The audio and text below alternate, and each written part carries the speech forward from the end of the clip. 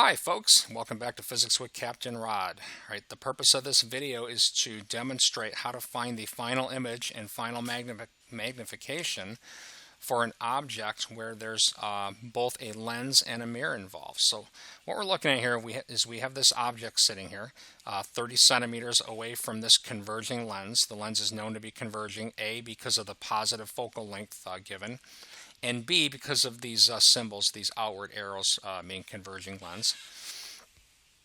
Over on the right, we have a mirror, a spherical mirror with a 55 centimeter radius, which would put its center of curvature about there. The focal point of a mirror is always half of the radius, which would put the focal length of the mirror at positive 27.5 centimeters.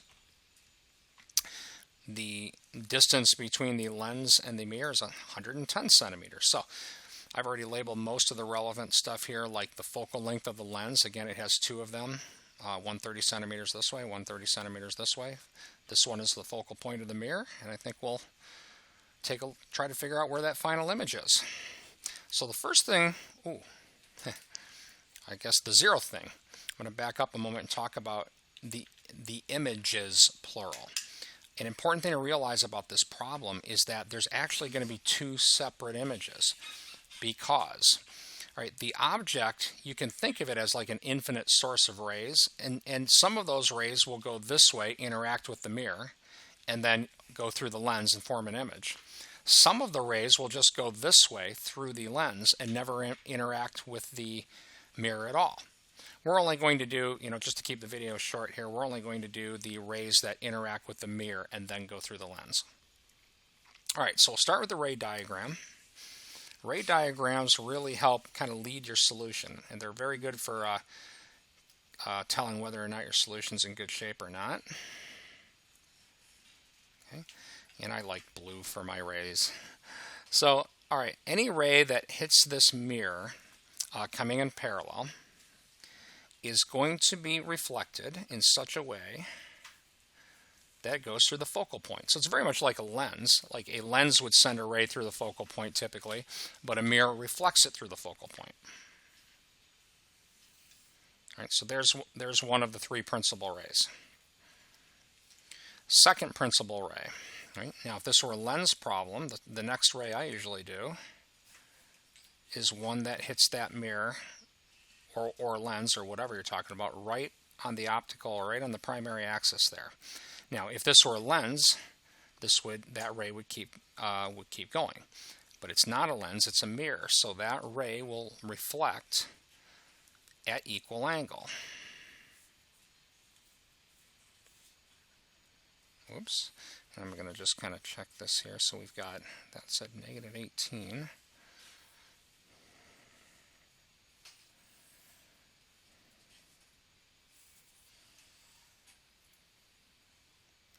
So that reflected ray is going to look something like this.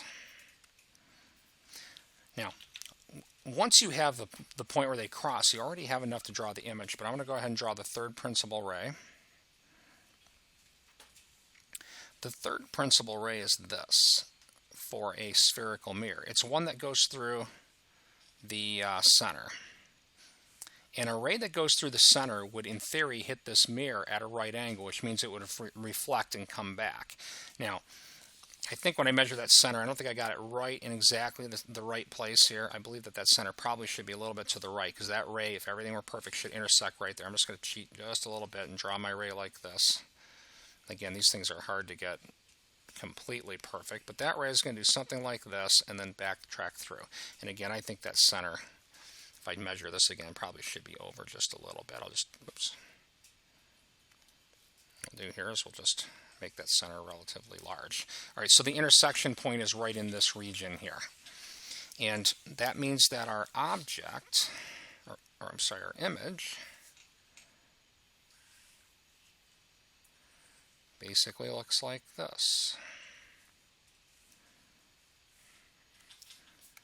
You really have to get every little point here and pretty much exactly where it needs to be to make these things match up perfectly. But these are all crossing at about the same spot. I'm going to call that good enough for this picture.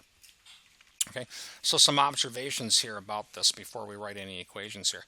Well, one, This is a real image, and the way you can tell, these are actual rays crossing at this point. Therefore, we're expecting a positive value for Q. The image is inverted from the original, so the magnification should end up negative. And it looks to me like it's about, maybe a third of the original size. So we're looking for a magnification maybe of around minus 0.3. I think it's pretty handy to just, have an idea of what your expectations are for your answers. That will help, let you know if you have things going well or not. So now we'll write out the thin lens equation. 1 over P plus 1 over Q equals 1 over F. And for this object, let's see, the object distance is from the object to the mirror, which is 80 centimeters. So we've got 1 over 80 centimeters plus 1 over Q equals 1 over the focal length of the mirror, which is 27.5 centimeters. Now, had this mirror been turned the other way, maybe something like this, that's when it would have a negative focal length. And I'll make another video going through an example with one of those. But now I'm going to look to my helpers here to get us a value for Q.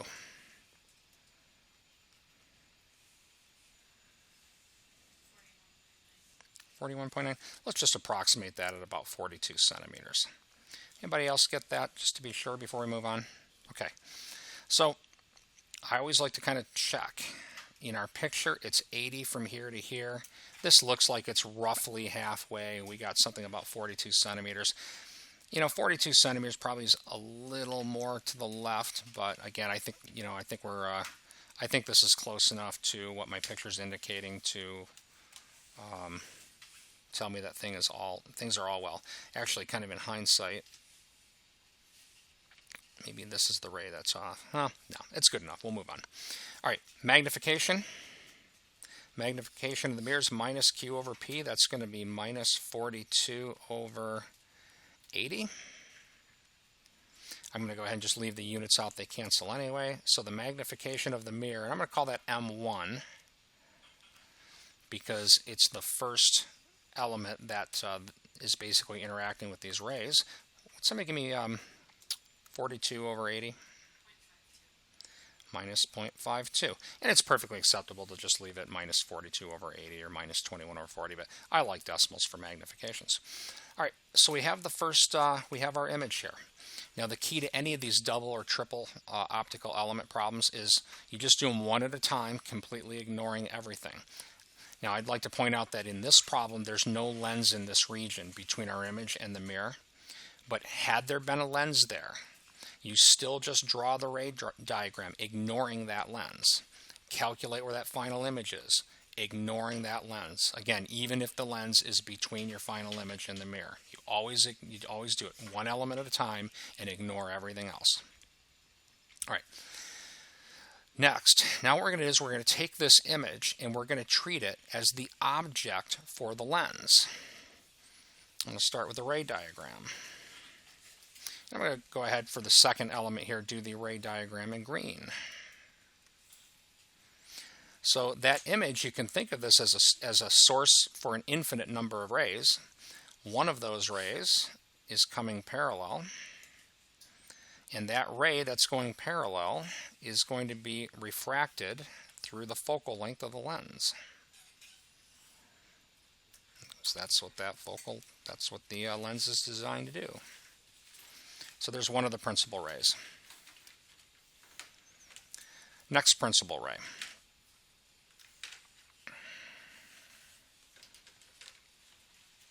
A ray that goes through the center of the lens. We'll just keep right on trucking as if nothing happened. Okay. Now we have our intersection point right here. I'm going to go ahead and draw the third principal ray. And here's the thing about these rays. The ones that go through the focal point, it's like they run in reverse. So a parallel ray goes through the focal point. And what that means is if I run one through the focal point first, it'll come out parallel. And what I'm going to do is use that fact on the other side to draw the third principal ray. So we're going to look at a ray that goes through the focal point first.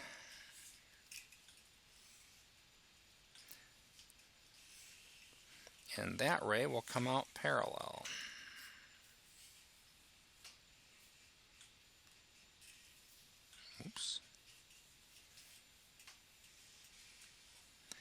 Now again, it's not lining up perfectly. These are tough to get absolutely perfectly. I'd have to really get a ruler out and measure these probably accurate to the millimeter, but they're all crossing roughly about here. There's our final image. Some things about that image. It is real because these are actual light rays crossing. The magnification of the lens is inverted. Now the image doesn't look inverted, but look at its object was pointing down, now it's pointing up. So when we calculate the second magnification, I would expect a negative number. This is a real image, so we should get a positive value for our image distance. So let's write out our thin lens equation. 1 over P plus 1 over Q equals 1 over F. 1 over, okay, P is the object distance. Now again, we're using our image here as the object for the lens. So our object distance, I'm going to draw this in red for just a moment, is this distance right there. Now, this distance is 110, and this distance is, what was that, 42? So the difference between them is, what, 72, is that right? 68, whoops. Yeah, but this is why I haven't been in math for a while. All right. So 68 for our object distance. Oops.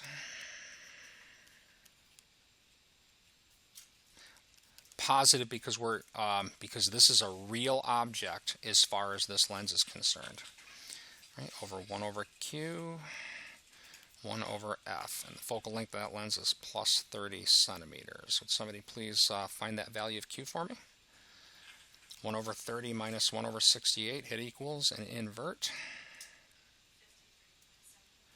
Thank you. Let's just approximate that to 54, approximately 54 centimeters. We'll notice it came out positive, indicating a real image, which in our picture would put it over to the left. Our second magnification, minus Q over P. Would somebody give me 54 over 68?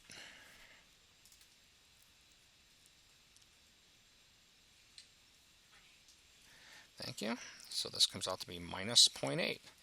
Now that's the magnification of the lens.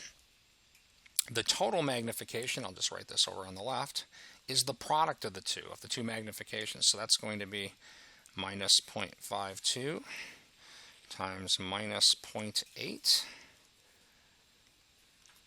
Would somebody give me that product, please?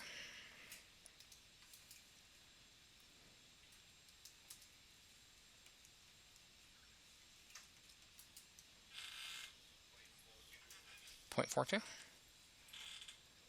0.42. All right, our positive magnification, that's the overall magnification, which means the object should be in the same orientation as the image. Right, so there's our image is up, our object is up. Checking out our final image against the object, I would have guessed to that magnification at around 0.3 or so. But again, these pictures are off slightly. I'm buying the 0.42. I think this is reasonably close compared to my picture. I think all looks pretty consistent and all is well. Right? So I hope this video helps demonstrate these concepts, how to use ray diagrams when you have several optical elements. Again, you just take them one at a time. After the ray diagrams, you apply thin lens equation. Make sure that the P is positive for real objects, negative for virtual objects. And while we're here, for whoever's watching this video now, let me give you an example of how you can end up with a virtual object.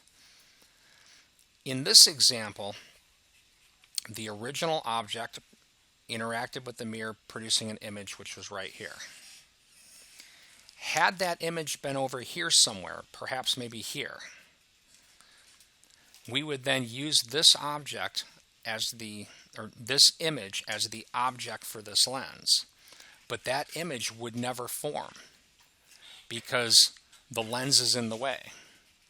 Therefore, that's an example right there of where you'd have a virtual object. Right? Had the image from the lens been over to the, had the mirror produced an image over here, that would be a virtual object as far as that lens is concerned, and you would use a negative value for the object distance in that case, right? That's not what happened in this example, but I wanted to at least give people a sense for how that could happen. Hope this video helps. Have a great day.